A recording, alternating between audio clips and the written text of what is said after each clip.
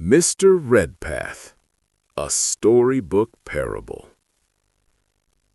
Everyone agreed on one thing about Mr. Redpath. He looked just like the owner. Same build, same kinky hair, same complexion. Close enough that visitors occasionally mistook him for royalty. Mr. Redpath never corrected them. In fact, he leaned into it, standing a little straighter, smiling a little wider, enjoying the way people assumed resemblance meant favor. It was an easy mistake to make. After all, appearances can be convincing. Mr. Redpath loved the color brown. He said so often, daily, sometimes hourly, that it became a kind of office trivia. New hires learned it before they learned where the copier jammed. "Brown," he would say, spreading his hands proudly. "There's no color richer, no color more distinguished." He said this in red shoes. They were polished to a shine, so sharp the fluorescent lights bent on contact. His pants were red, tailored close. His shirt matched. His tie, red silk, sat at his throat like a declaration. No one mentioned it. No one needed to. When word spread that the owner would be visiting for the week, Mr. Redpath was ecstatic.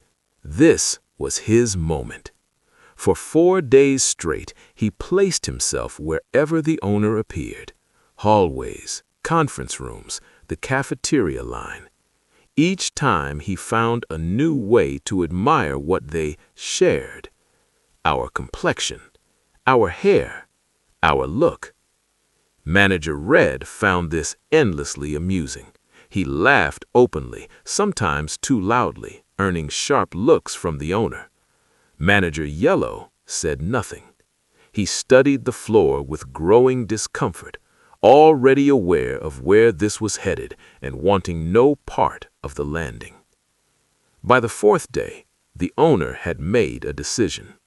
But it was bring your family to work day, and decisions, he believed, were best made after one final test. The cafeteria buzzed with noise and laughter as families arrived. The owner entered with his 2 daughters, poised, calm, unmistakably his. Manager Red followed with his daughters, vibrant and confident. Manager Yellow arrived quietly, his family close at his side. Then Mr. Redpath swept in. His wife was red. His daughter was red. They moved like a matched set. Mr. Redpath beamed. Introductions were made. The owner presented his daughters first. Mr. Redpath nodded politely, distracted, already scanning the room. Manager Red introduced his daughters. Mr. Redpath lit up. His smile widened. His posture softened. Compliments poured out freely, generously, without effort. A gentle tap from his wife followed. Manager Yellow introduced his daughters next. Mr. Redpath offered a courteous greeting. Pleasant, distant, contained. Then, as if on cue, he turned back to the owner. "Brown," he said reverently. "Truly, there is no better color." The cafeteria went quiet. The next morning, Mr. Redpath arrived early, humming. He headed straight for the cafeteria, already rehearsing his next tribute. "Brown." The owner raised a hand.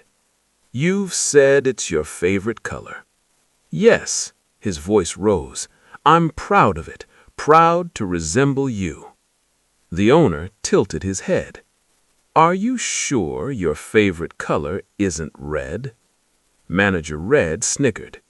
Mr. Redpath froze. "No, of course not."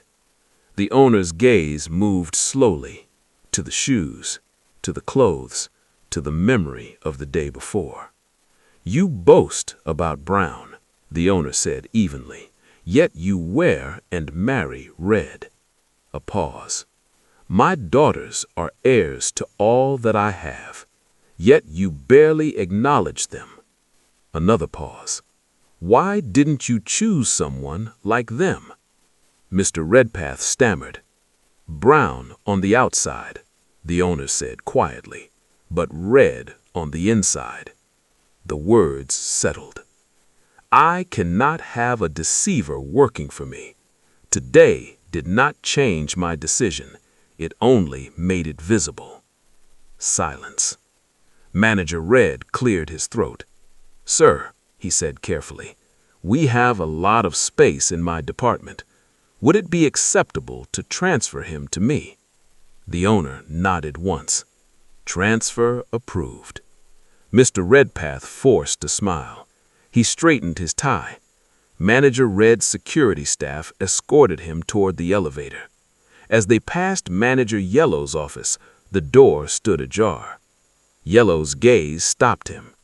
There was no triumph there, no amusement, only a profound, weary sorrow.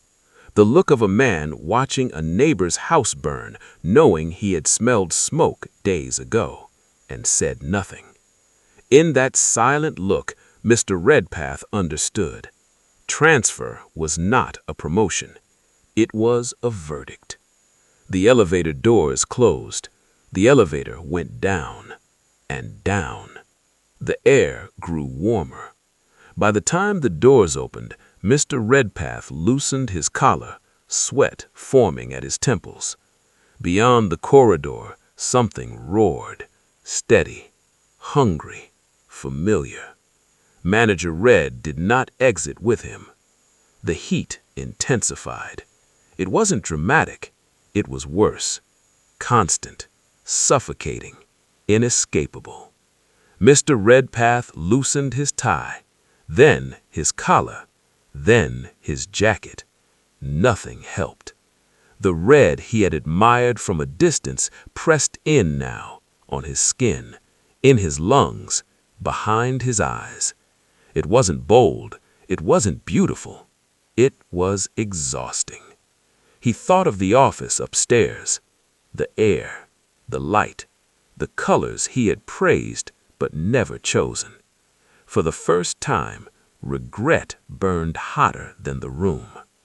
Mr. Redpath finally understood the difference between liking a color and having to live in it.